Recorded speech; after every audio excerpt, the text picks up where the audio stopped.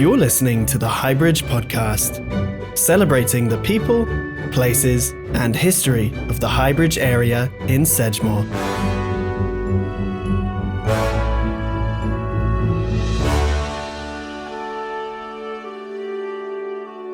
And a very warm welcome to the very first edition of the Highbridge podcast, celebrating the history, people, and places in the Highbridge, Sedgemoor area of Somerset. This season is funded by SEED, which is a consortium of community organisations in Sedgemoor, comprising of Bridgewater Senior Citizens Forum, Bridgewater Town Council, Community Council for Somerset Homes in Sedgemoor, Somerset Film and Young Somerset, which is funded and supported by Arts Council England, Creative People and Places, Lottery Funding and the Arts Council. My name is Mel, and I'll be your host over the coming weeks in this first season of the Highbridge podcast. The main aim of the project is to focus on the people, places and activities in and around Highbridge. It's important to remember that history is not just about recording the past, but also recording what is happening now as we create history for future generations.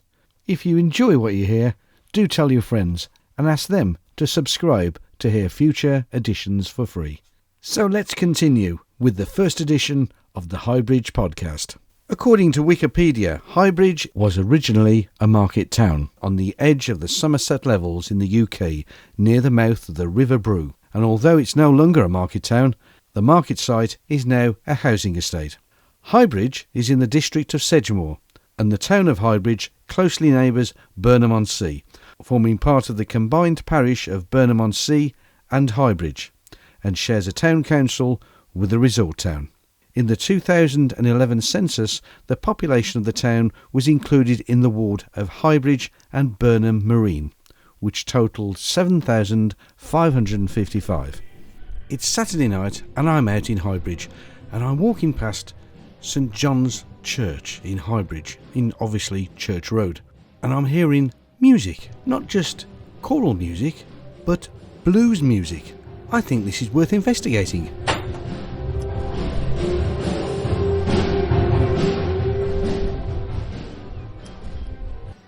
So it's now after the event, and I thought I'd come back and find out a little bit more information when it's a bit quieter. And I managed to get a conversation with the Reverend Martin Little, and I started by asking him what brought him to this neck of the woods. Coming to Highbridge for me was the next step in my career, really, as it were. So I did my training as a priest in the Church of England in Clevedon, so not too far away, and then looking around for my first post as vicar. So that means basically running the parish church, doing services, doing weddings, baptisms and funerals, helping in the community and contributing really to the community life. So in terms of Highbridge, it's partly just providence that an opening came up. The priest here had moved on, and so there was a vacancy around the time I was looking. But more than that, I think what attracted me to Highbridge is partly because it's only one church. I used to have 4. So you can really concentrate in one community just having a single church. And also I think there was a friendliness and a warmth about the way the advert was put together that made Highbridge sound like knew what it was, knew its traditions and valued its traditions, but was also really open to do creative things, which is a wonderful mix for someone like me, who in some ways has a very sort of old-fashioned job being a parish priest and being a vicar, but in other ways the other side of me is, which I guess we'll go on to talk about, is about music and the arts, and really wanting to think about the church being there for the whole community, not just for those who would call themselves Christians or who've always gone to church, but as really a resource for the whole community. And also, I think, a place of beauty. There are pretty places and there are less pretty places, and within one place there are nice bits and not so nice bits. I think we're very blessed here in Highbridge in that we have lots of nice countryside around, but there's a lot of industrial stuff as well, which maybe isn't so attractive. But we are blessed in that we have a lovely old Victorian church, which is one of the older buildings. Although actually we're we're pipped slightly because the Baptist Church is about 10 years older than the Church of England Church. So really, you need to speak to them if you want the real gen on the beginnings of churches in Highbridge. But we do have this lovely Victorian church, very well looked after and loved by the community, and it's set in quite nice grounds with some lovely old trees, and so it's a place often of stillness and of peace where people can come. And it's also a place where people come when they have a significant thing that happens in their lives. So it might be the birth of their baby. They want to come and give thanks to God for that and have a bit of a celebration. It might be where they come to get married, or where they come indeed to have a funeral. So it's sort of always been there in a way. But I saw, I think, coming here an opportunity for the church to be a little bit more than just those traditional things. I think that probably the first thing you notice when you come to Highbridge is the A38 and just the amount of traffic and people sort of passing through.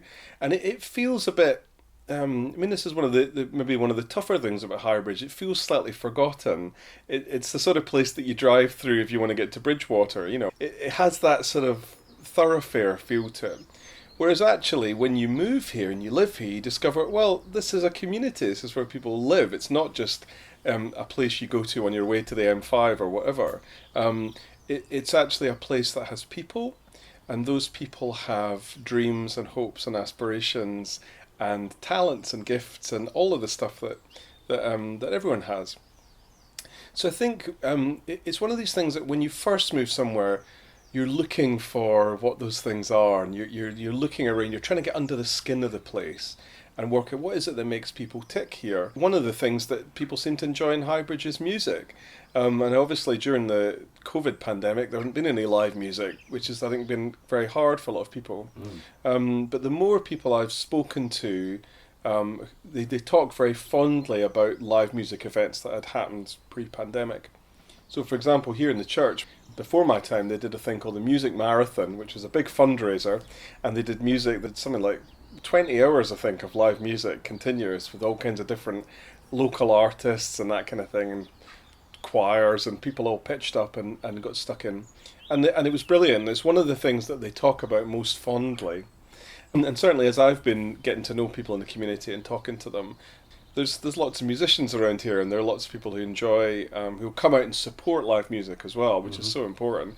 It's not just a bunch of musicians playing to each other, but it's people who enjoy listening and that whole atmosphere. So that seemed like a great fit, really, for me, because my background before I was ordained, I played in bands for years and used to run gigs in my hometown in Scotland.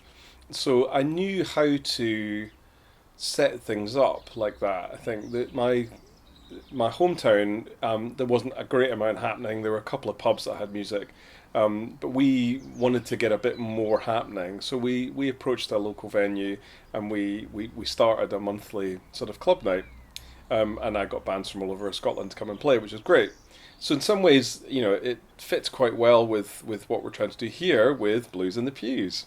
Which is a great title. I mean, the title just, I mean, you, as soon as you hear it, you just instantly go, what does that exactly mean? Because well, the title Blues in the Pews just came to me in a flash of inspiration as I was wandering around Highbridge one day thinking about what could we do? What would be a really interesting project and something that would be fun that would both sort of use the church building, which I think is a tremendous asset with this lovely building, use the church building for something a bit that people wouldn't expect. So the title came to me in a flash of inspiration. I then went home and did what every good person does and Googled it, and discovered that I did think of it independently, but some other people have used that title before, you know, significantly far away from here, that it didn't feel like plagiarism. So I did check whether it was anyone had copyrighted it, but they haven't. As far as I'm concerned, it's free. We use Blues in the Pews. It's nice to have a name that trips off the tongue and that makes you think, well, that sounds interesting. You know, it is what it says on the tin. We sit in the church pews and we're entertained. Why blues music is an interesting question. Well, partly because it rhymes with pews. It's the first music that I really learned how to play on the guitar. So when I was, 12 or 13 and picking up the guitar for the first time, my dad showed me a few chords and off I went. and it was blues and rock and roll. So Chuck Berry and Little Richard and those kind of guys, but then also B.B. King and Howlin' Wolf, and that was the first music that I really learned how to play for myself.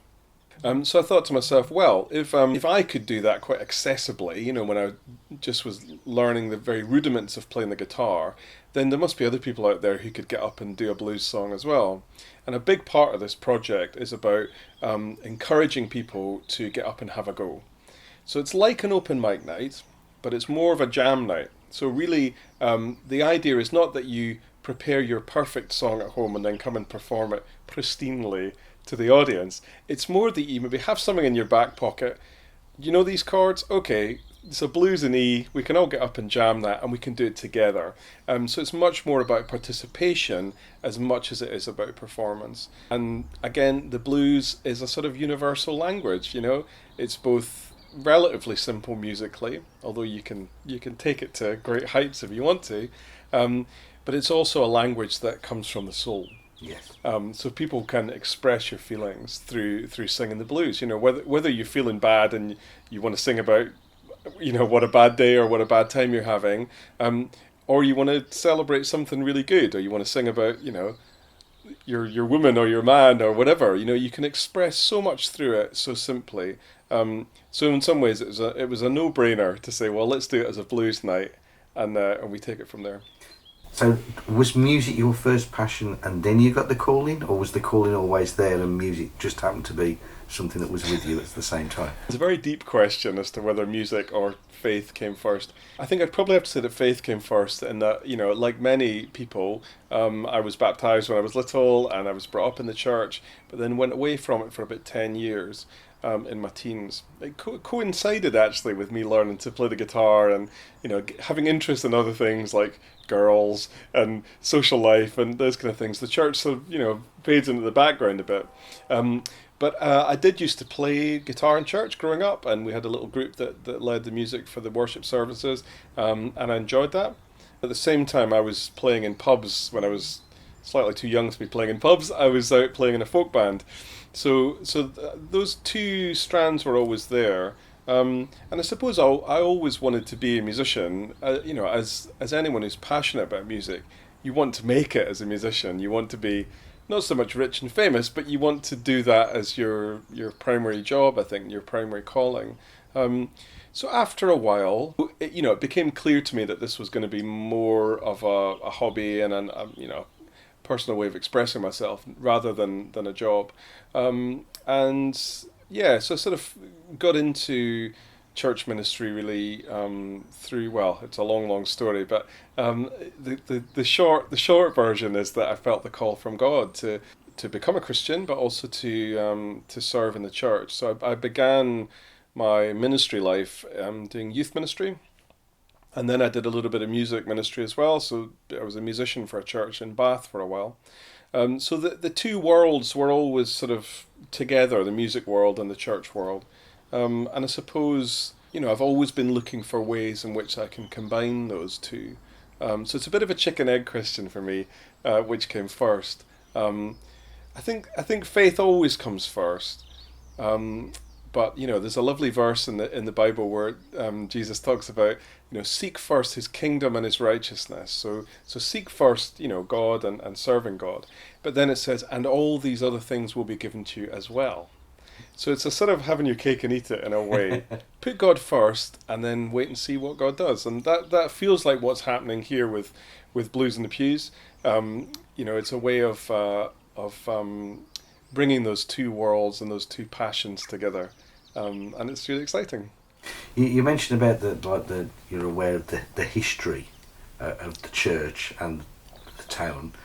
What have you managed to sort of pick up from the people that you've spoken to about the history? There are people in St John's who are real old Highbridge people who've lived here for many years. You can think of one lady who worked for Moorlands and in the the sheepskin and all that kind of thing, that factory when it was there. So there are people who've lived here their whole lives. Others who sort of worked in there was a dairy, I think, that was again a big employer in the town. So we have got people in the church who worked in those industries, most of which have changed now. Um, and again, the church has sort of always been there for them. The other big side of the history, of course, is that the school that was here, that was St John's School, which is now some our neighbours. It's now private housing. But if you come to Highbridge and you stand in front of the church, you'll see the church, the old school, and the vicarage they all look very, very similar. The same architect and the same design. So really, the church was at the forefront, I suppose, really of education in those days, and of educating, particularly, I suppose, the poorer children who wouldn't have access to education. So there's always been that close relationship. And so, of course, many people from the town went to St John's School, as it was. And now, of course, we have Churchfield School, which is still a Church of England school. Obviously, they've moved to a slightly bigger facility now, but we still have a really, really close relationship with Churchfield, which is wonderful.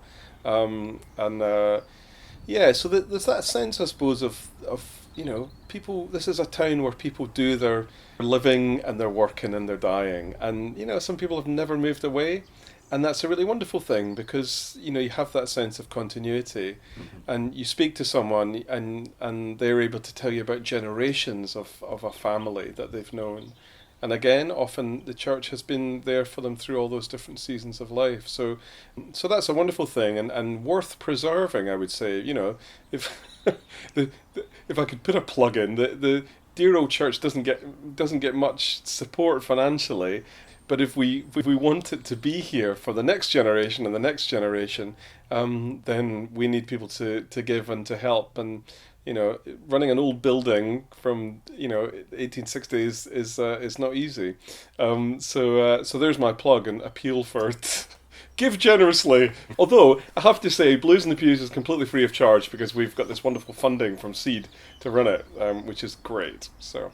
How did you get involved with that? The story of it, really, I had a message from the very wonderful Jane McPherson, who runs the Moorland Community Hub, which is, a stone's throw, really, from the church. She got in touch with me, had heard that I'd sort of arrived in Highbridge and had a music background, and she was very interested in that. So we had a lovely conversation in my garden while we were still not meeting indoors, and we chatted about what opportunities there might be to work together, particularly around live music. Jane is a wonderful person who's very, very good at networking, and has a real passion for this community. So she was very encouraging. And when I mentioned to her the idea of Blues in the Pews, she said, "Sounds great." And she put me on to Seed, who have funded Blues in the Pews and who are funding lots and lots of projects around Highbridge and in Sedgemoor. So she said to me, "There is money available now. Apply for it." And I thought, my goodness, I've only been here, 3 months or something, and I'm already looking for this big, project and applying for money for it and everything. But it was a case of seize the day, because the investment is here now, and who knows when that investment will next come around. So it was really through Jane McPherson, who's been incredibly helpful at getting the project off the ground and has done some marketing for us and things, which has been great. From there, I got in touch with Laura and Scott at Seed, who loved the idea and were really, really enthusiastic about it. Gave me some advice on what the Seed were looking for and what the criteria were for funding. And in particular, there's a sense of people being able to access the arts who maybe wouldn't normally have access to it. So one of the things that they identified, which chimed with my experience, was that there isn't that much happening in Highbridge itself. So you have to go to Burnham-on-Sea, or you have to go to Weston, or you have to go to Bridgewater if you want to see some live music. There are occasional things happening, I do believe, but mostly people felt they had to leave the town. So a big thing for us was, well, let's have it happening here. And we've got the venue for it, so let's do it. It's not an exclusive thing. It's more of a springboard. The launch night that we had in September, we were the house band for Moss Flowers, my little band with my brother-in-law and Ollie the drummer. We did some of our own stuff. We did some blues covers and a little bit of soul and, mix it up a bit. But it's coming from that basis, really. And then we opened it up to see who wanted to do what. Now, some guys got up and did blues stuff, which was great. But also, there was a chap there who stuck his hand up and said, well, I want to sing. And I said, okay, well, come and have a chat. So we had a bit of a chat at the side of the stage, and I said, so what do you want to do? And he said, well, it's more sort of rock and roll stuff I do, and rock and that. And he said, do you know Born to Be Wild? And I said, well, I certainly know the song. I don't think I've ever actually played it before, but let's have a go. And he got up and did it, and it was great. So anything that, as we know, rock music comes from the blues. Most popular music really comes from the blues. So we interpret the blues genre generously, is what I would say. But again, always want to keep it that accessible thing that we can get together and jam around something familiar. We have generous funding from Seed to do 10 events. So we'll run it monthly from now until next June, I think it is, June or July, I think. Where it goes from after that is largely dependent on money, I'm afraid. We will have a bit of investment to set things up, which will stand us in good stead, I think, and we'll be able to run events with the right equipment and things. But really it's a case of how can we make it sustainable. So we'll be looking for alternative sources of funding. We don't particularly want to. We might have to introduce a cover charge for it or a donation bucket or something, just to help it pay for itself. It really depends what people want to do. I'm hoping that it becomes a regular fixture and that once people have had 10 months of it, they'll be keen to keep it going, and so people will support it. It's one of those things, I think, in the times we're in at the moment, particularly with the pandemic and things like that, it pays not to think too far in advance. We have a nice saying in the church that if you want to give God a laugh, tell him your plans, and it can feel a bit like that at times. So we do live by faith, and we trust that people will support things. But I think one key area I would like to see develop is the involvement of younger musicians, and musicians who need that performing experience and maybe struggle to find it elsewhere. So I'm really, really keen that we have a sort of younger generation that can come up and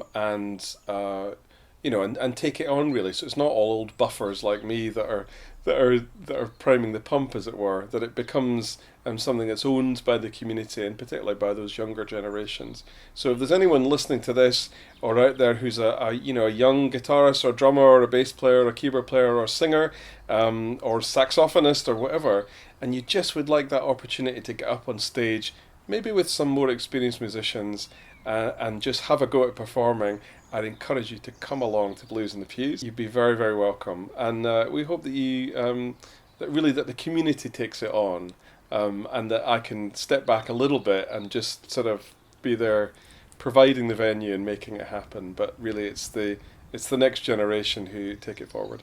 We're very diligent with our legalities and with our license. So we have an alcohol license and we have a full bar available.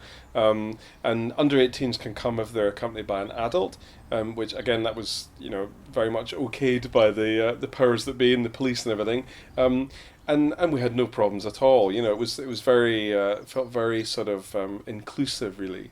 But I love that. I love the fact that music is one of those things that brings people together of all ages. And especially having, younger kids getting up and playing is a real treat for me.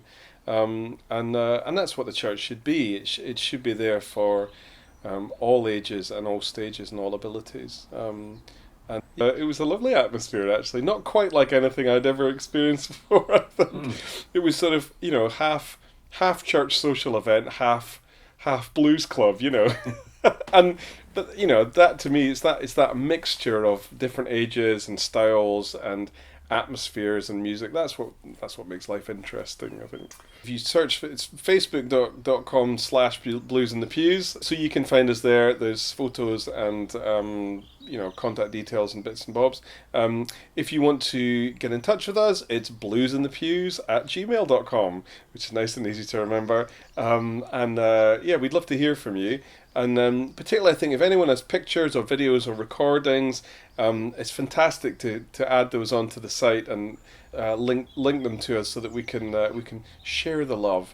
I think the best advert for anything like this is just people having enjoyed it and got into it. So we'd love to hear from you. Thank you to the Reverend Martin Little talking about the music project Blues in the Pews, which started in September 2021 at St John's Church in Highbridge. If you get the chance, do pop along. It's a fantastic night out and a brilliant atmosphere. Well, that brings us to the end of the first edition of the Highbridge podcast. We hope you've enjoyed it, and do remember to subscribe so you'll hear future editions. In the next edition, we'll be finding out all about the Nornan project, and we'll also find out more about Seed Sedgemoor.